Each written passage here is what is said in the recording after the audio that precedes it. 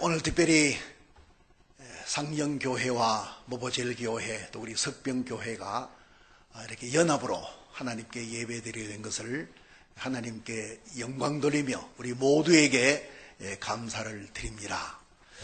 특별히 5월은 가정의 달인데 또 오늘은 어린이 주일입니다. 가정이나 어린이에 대해서 해마다 말씀을 많이 하고 또 다른 날 말씀할 기회가 많이 있는 줄 알고 오늘은 제목을 좀 달리해서 생각을 하려고 합니다. 특별히 우리 세월호 사고로 말미암아 피해자 가족뿐 아니라 전국이 슬픔에 잠겨 있는데 우리 모두 이 사람들에게 위로를 전하면서 오늘 이 말씀을 생각해 보겠습니다. 고린도전서 13장 13절 말씀 가지고 제목을 법과 사랑이라 이렇게 한번 생각해 봤습니다. 이 말씀을 통해서 사랑이 얼마나 우월한가를 생각하면서 우리 모두에게 하나님의 놀라운 은혜가 충만케 되는 이런 역사가 있기를 주님의 이름으로 축원합니다. 오늘 제가 차를 몰고 오는데 특별히 오늘도 차가 많았습니다. 날씨가 좋아서 그런지 많은 차들이 전부 다 추월해 갑니다. 뒤따오는 차는 없어요. 저 혼자 80km 정속으로 주행하는데 모든 차가 100km 이상으로 이제 달립니다. 자동차 속도를 정한 이 제한 속도는 법으로 정한 것인데 사람들이 다 법을 무시하고 그냥 달립니다. 말하면 불법 운행을 하는 것이죠. 그것만이 아닙니다. 100km 이상 달리다가도 단속 카메라 앞에 오면은 어김없이 속도를 줄여가지고 80km 이하로 달립니다. 카메라 앞에 가서도 그냥 담대하게 용감하게 그냥 달린다면은 그 사람 참 용감하다고 말은 할 수 있겠는데 그냥 카메라 앞에서는 어김없이 속도를 줄입니다. 저는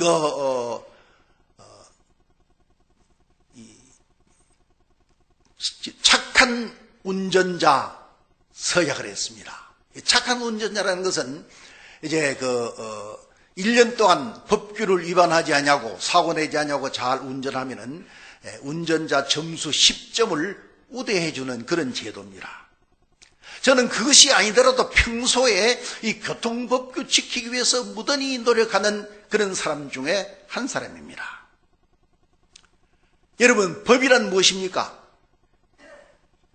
법은 국어사전에 찾아보니까 사람이 서로 사회생활을 함에 있어서 그 이해를 조정하고 그 사회 질서를 유지하기 위하여 국가가 정한 규율이라 그렇게 했습니다. 우리는 여기서 이 법이 왜 만들어졌는가를 알 수 있습니다. 그것은 이 법이란 단어의 정의를 통해서 알 수 있습니다. 서로 간의 이해를 조정하고 이 사회 질서를 유지하기 위하여 세운 규율입니다. 대개 사람들 보면은 이기주의에 빠져 있고 또 이제 나아가서는 해타주의로 나갑니다. 이것이 점점 심해지면은 약육강식으로 되어집니다. 결국 이것은 사회의 질서를 파괴하고 사회의 혼란을 가져오게 되는 것입니다.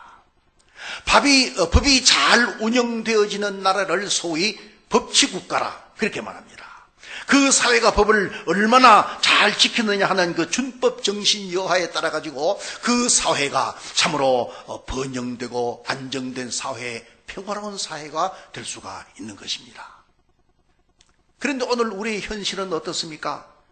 지도적인 위치에 있는 사람들, 높은 사람들은 말할 것도 없고 모든 사람들이 이 준법 정신이 희박하고 법에 대해서 너무나 무관심합니다. 아까도 잠시 언급을 했지만은 자동차 운전을 한 데에는 이 법규를 준수하는 것이 기본입니다.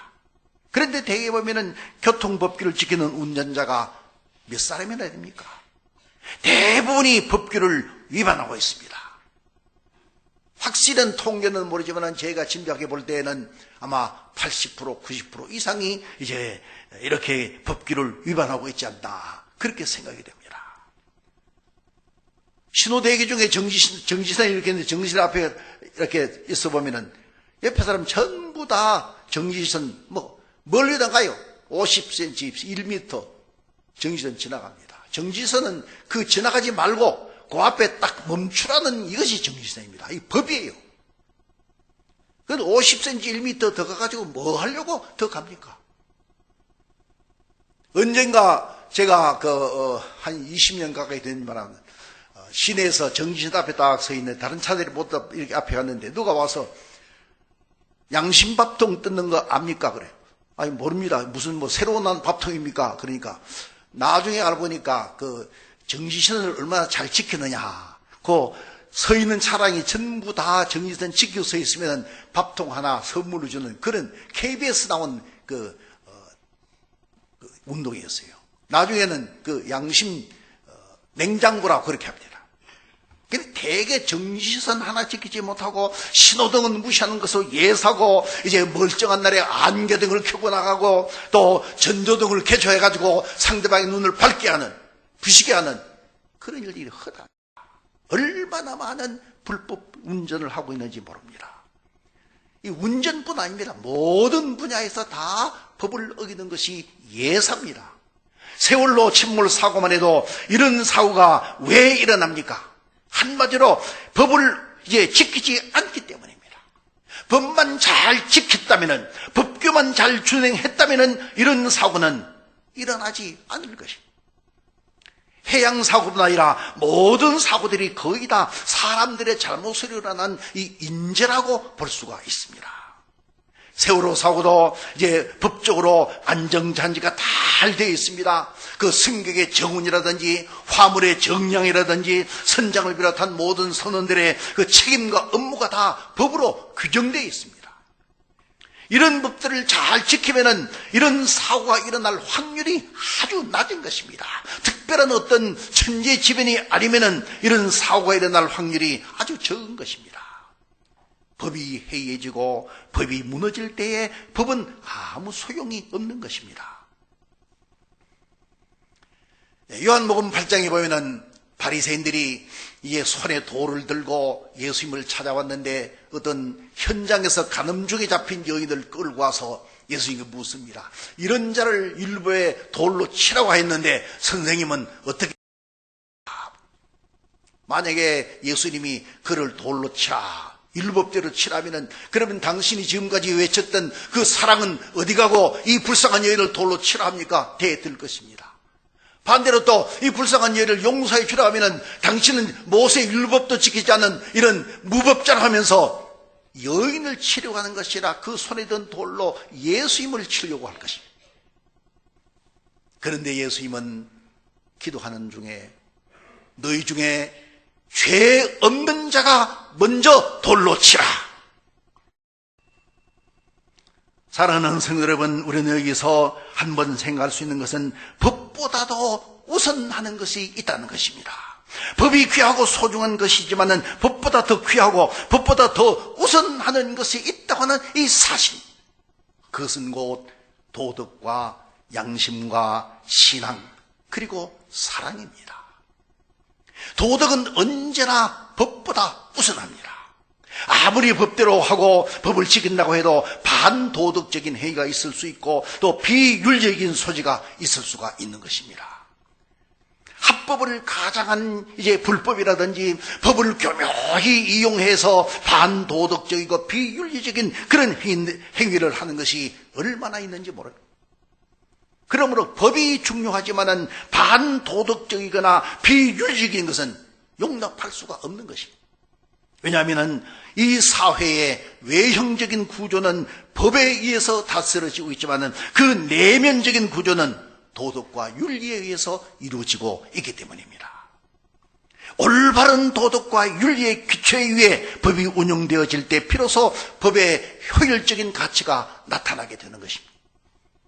조금 전에 법이 왜 만들어졌는가를 설명할 때 말씀드렸듯이 도덕과 윤리가 준행되어지지 않기 때문에 이 법이 만들어진 것입니다. 도덕과 윤리가 제대로 잘 지켜지기만 한다면 이 법이 필요가 없는 것입니다. 도덕과 윤리가 지켜지지 않기 때문에 이것을 강제로라도 지키도록 만들기 위해서 이 법이 제정되게 된 것입니다. 우리나라는 고래로 동방예의지국이라는 그런 말을 해왔습니다. 우리 조상들은 예의와 염치를 생명처럼 여기고 살아왔습니다. 그런데 지금은 어떻습니까? 지금은 사람들의 그 이구동성으로 도덕과 윤리가 땅에 떨어졌다, 그렇게 말합니다. 요즘 밖에 나가서 이 젊은 사람 좀 미안하지만은 밖에 있는 젊은 사람들에게 도덕 운운하가다는 웃음거리가 사기가 일쑤입니다. 심지어는 봉변을 당할 수도 있습니다. 세월호 선장도 최소한의 도덕적 책임만 다했어도 이런 참사는 막을 수가 있었을 것입니다. 도덕적으로 너무나도 해이해졌고 윤리적으로 무디졌습니다. 한마디로 말하면 윤리 파괴 시대요, 도덕 불감증 시대라, 그렇게 말할 수가 있습니다. 그래서 소위 폐륜나라고 하는 그런 말까지 생겨나게 된 것입니다. 제가 전에 심어던 교회 이제 중고등 부장 장로님, 당시 중학교 교사였는데 이 장로님 늘 하는 말이 있습니다. 자기가 어렸을 때에는 어른들을 두려워하고 그 어른들의 말을 잘 듣고 했는데 지금은 그렇지 않다는 것입니다. 교회에서도 학생들에게 무엇을 가르쳐도 잘 듣지 아니할 뿐 아니라 어떤 데는 항의하기도 하고 반항하기도 한다는 것입니다. 오늘 우리는 이 교회에서부터 도덕성 회복에 앞장서야겠고 이 윤리 회복에 전력해야 될 것입니다. 교회 안에서는 그래도 도덕과 윤리가 살아있다는 이런 이제 사실을 보여줘야 될 것입니다. 올바른 도덕과 윤리가 선행되지 않으면 법의 기강이 무너지고 마는 것입니다. 그러나 도덕보다도 더 앞서는 것이 있으니 그것은 곧 양심입니다.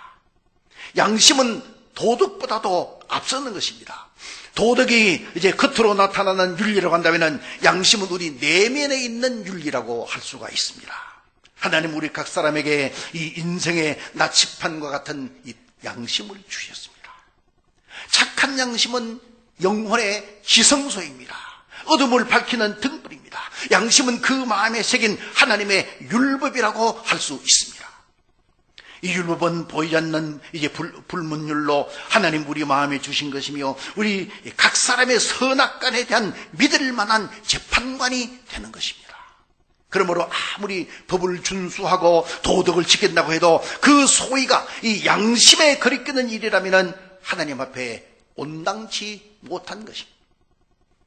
외형적인 윤리인 도덕이 아무리 잘 균형되어진다고 할지라도 이제 그 내면적인 윤리의 윤리인 양심에 어긋나는 것이라면 그것은 하나님 앞에 용납될 수가 없는 것입니다.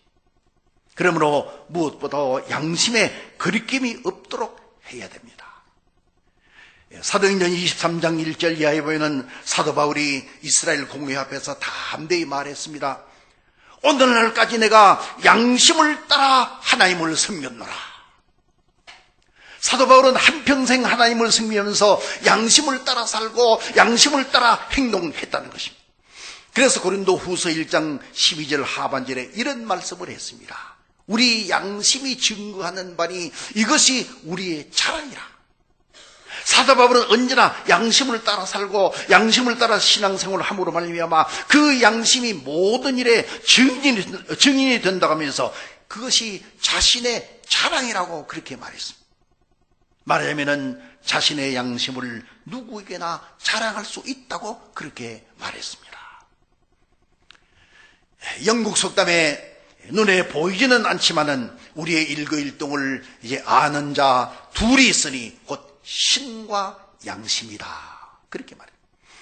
김동명 선생은 그의 장관론에서 이 양심을 말하기를 사람의 인격을 만일 꽃에 견줄 수 있다면 양심은 그 빛깔이라 할지 그 향기라 할지, 또 만일 인격을 건물에 비할 수 있다면 양심은 그 기초라 할지 그 용마루라 할지, 어쨌든 양심을 떠난 인격을 생각한다는 것은 빛깔 없는 꽃과 기초 없는 건물을 생각하는 것이나 마찬가지로 허망한 일이다.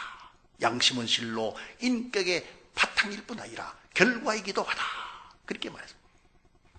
사랑하는 성도 여러분, 우리 인간에 있어서 양심은 이렇게 귀중한 것입니다.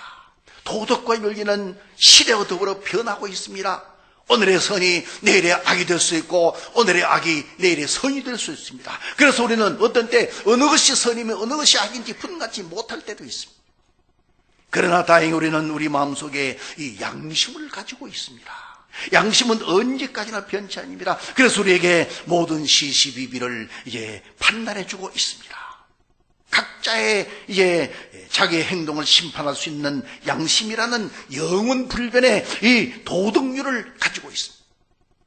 누구나 다 눈을 감고 가슴에 손을 얹고 곰곰이 생각해 보면은 양심이라고 하는 심판자가 모든 잘잘못을 지시해주고 판단해주고 있음을 알 수 있습니다.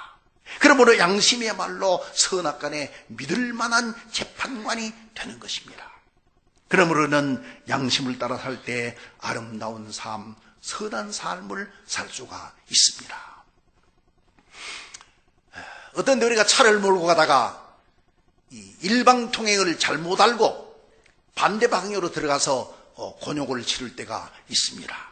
그런데 그런 경우가 만일 시내 골목길 차가 많이 다니지 않는 그런 길이라면 모르지만은 차가 많이 아주 고속도로 다니는 그 고속도로 같은데 반대 방향으로 잘못 들어갔다면 어떻게 되겠습니까? 반대 방향에서는 그 차와 정면으로 충돌하지 않겠습니까? 미국의 고속도로 사고 가운데 8% 이상이 이 잘못 들어간 경우에 일어난 사고랍니다. 그래서 캘리포니아 그 고속도로는 이 잘못 들어간 이 차를 막기 위해서 세크라멘토 고속도로 그 출입구에 이제 차가 잘못 들어갔을 경우에 경적이 울리고 또 빨간 경고등이 켜지면서 이제 깜박깜박하면서 당신은 돌아가시오, 당신은 지금 길을 잘못 들어와서 하면서 이 네온 사인이 깜빡이 나는 것입니다. 이 신호 장치는 포장된 도로 밑에 장치해 놨고 아주 예민해가지고 반대 방향에서 들으면은 이것이 이제 즉시 작동을 한다는 것입니다. 이와 같이 하나님은 우리 인간의 마음속에 이 양심이라는 신호 장치를 설치해 놓았습니다. 그래서 하나님이 정해 놓으신 이 길을 반대 방향으로 역행할 경우에 이 경계 신호가 이제 즉시 작동을 하고 경계를 하고 경고를 줍니다. 이때 그 경고를 듣고 돌이키면 그 사람은 살 수 있지만은 이것을 무시하고 계속 달려간다면은 그 충돌에서 화를 당하게 되는 것입니다. 그러므로 양심이 착할 때는 언제나 그것을 피할 것이고 양심이 부패를 던질 때는 언제나 그 일을 하지 말아야 됩니다. 그런데 문제는 이런 양심이 사람들에게 지켜지지 않는다는 것입니다. 디모데전서 1장 19절에서 이제 말씀하시기를 믿음과 착한 양심을 가지라. 어떤 이들이 이 양심을 버렸고 믿음에 관하여는 파선하였느니라. 그렇게 말했습니다. 여러분, 양심을 버릴 때 믿음이라는 배는 파선하고 맙니다. 부부가 양심을 버리면 그 가정은 파탄되고 맙니다.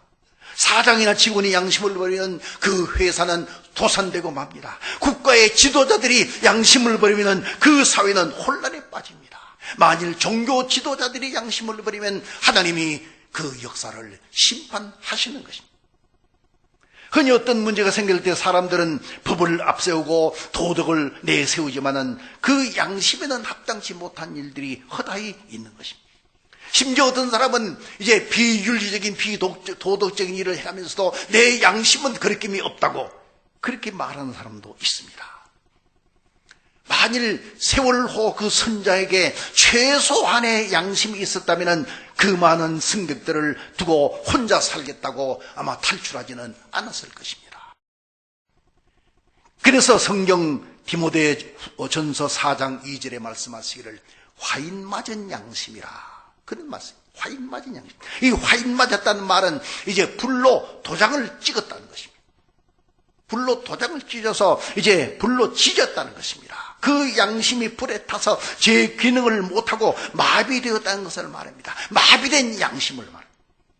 그러므로 양심이 그렇지 않는 법의 운영이 되어질 때 그 법은 참으로 이제 그 사명을 다할 수가 있는 것입니다.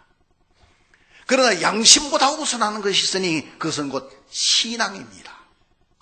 신앙은 양심보다 우선합니다. 왜냐하면 신앙은 하나님의 말씀을 이제 근거로 하기 때문입니다. 올바른 신앙은 하나님의 말씀의 뿌리 위에서만 자랄 수가 있기 때문입니다. 그러므로 신앙이란 말씀의 기초 위에 있을 때 비로소 그 신앙은 산 신앙이 될 수가 있습니다. 만일 신앙이 말씀에서 이탈하게 된다면 그것은 이미 신앙이라고 할 수가 없는 것입니다. 말씀은 신앙의 뿌리이며 생명인 것입니다. 그러므로 참된 신앙이야말로 법보다도 우선하는 것이며 도덕보다도 양심보다도 우선하는 것입니다. 도덕도 양심도 이 신앙의 기초에 있을 때 그것이 바른 것이 될 수가 있는 것입니다. 법은 더더욱 그러한 것입니다. 법과 질서, 도덕과 양심이 신앙 위에서 확립되어질 때 이제 참으로 올바로 이것이 운영되어질 수 있고 사회와 교회가 정화될 수 있으며 정당한 이 법치국가가 될 수가 있는 것입니다.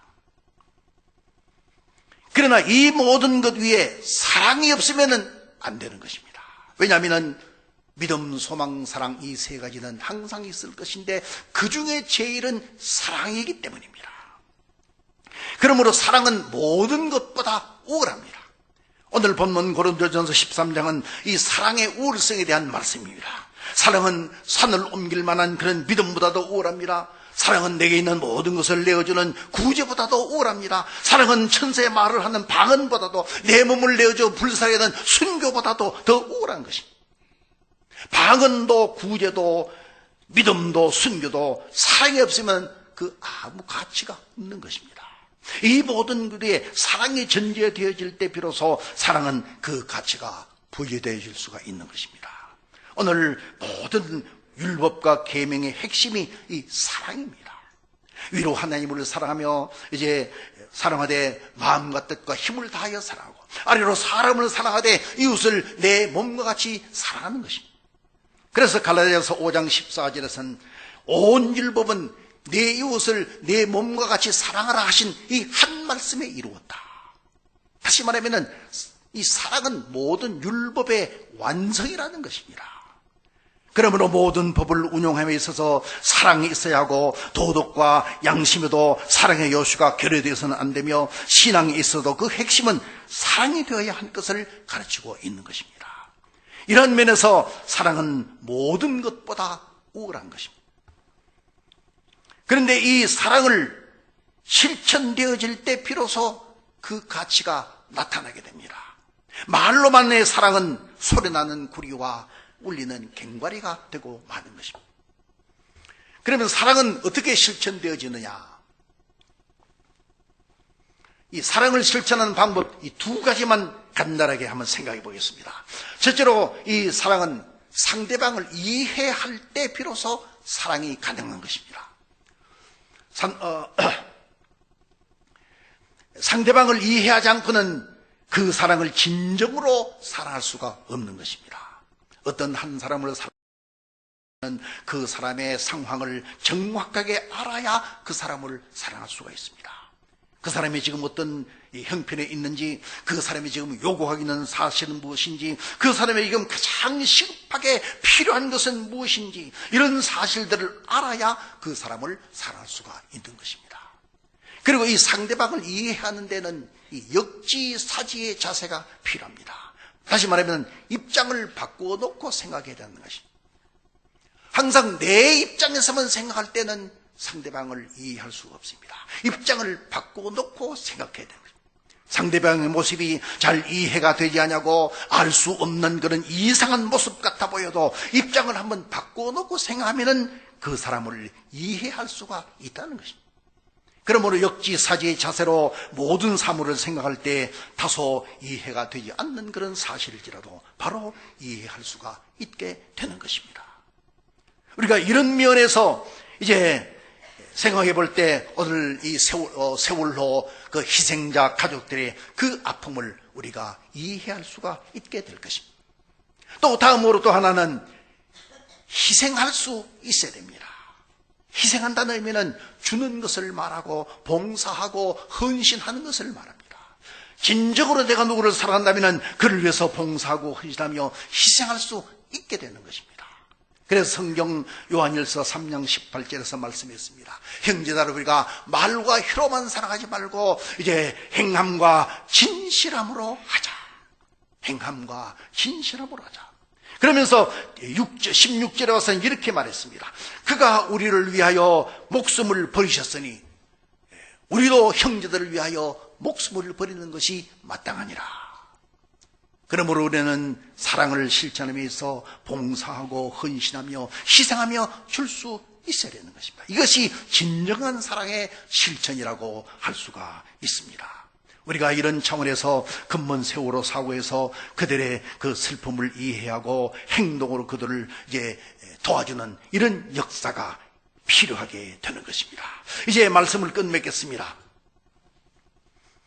어떤 조그마한 마을에 빵 제조업자가 있었는데 이 사람이 이웃 농장에서 이제 버터를 사오고 했습니다. 그런데 하루는 사온 버터가 이제 무게가 처음과 다르다 싶어서 그 다음 날부터 며칠 동안 계속 그 버터의 무게를 달아보았습니다. 아니나 다를까 이제 농부가 배달하는 그 버터는 점점 무게가 가벼워지는 것이죠. 이에 화가 난 이제 이 빵 제조업자는 이제 농부를 고발했습니다. 재판장이 농부에게 묻습니다. 집에 저울이 있겠죠? 아니, 저울이 없습니다. 아니, 그러면 어떻게 그 버터를 팝니까? 그러니까 농부가 대답하기를 그건 간단합니다. 나는 저 사람이 내게 버터를 사간 뒤로부터는 저 사람에서 계속 빵을 내가 대먹지요. 그런데 저 사람이 파는 1파운드짜리 빵을 내가 저울로 삼아가지고 버터를 팔고 있습니다. 버터의 무게가 문제가 있다면 그건 어디까지나 저 사람이 탓일 것입니다. 그렇게 말했습니다. 사랑하는 성도 여러분, 우리는 이 사실에서 법과 도덕과 양심 그리고 신앙 이 모든 것들이 다 잘못되어진 것을 여기서 볼 수 있습니다. 이제 우리는 법과 질서를 확립해야 합니다. 법을 준수해야 합니다. 사소한 것이라도 지켜나가야 합니다. 그러나 반도덕적인 것, 비윤리적인 것은 용납될 수가 없는 것입니다. 윤리와 도덕의 기초 위에 법과 질서를 세워 나가야 됩니다.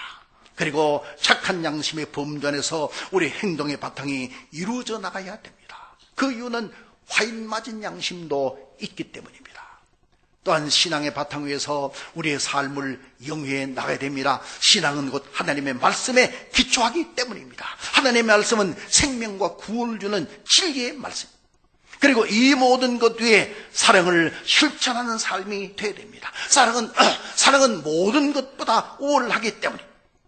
요한복음 13장 34, 5절에 말씀했습니다. 내가 너희를 사랑한 것 같이 너희도 서로 사랑하라. 너희가 서로 사랑하면 사람들이 너희가 내 제자인 줄 알리라. 간절히 바라기는 오늘 우리의 사회가 법과 질서가 확립되어지는 사회가 되고 도덕과 윤리의 기강이 실천되어지며 그리고 양심과 신앙이 이 사회의 기초가 되며 나아가서 모든 사람의 그 생활 속에 이 사랑이 이 사회가 되어서 이 사회가 안정과 번영 그리고 하나님의 놀라운 축복이 충만케 되는 이런 역사가 있기를 주님의 이름으로 축원합니다. 우리 기도합니다.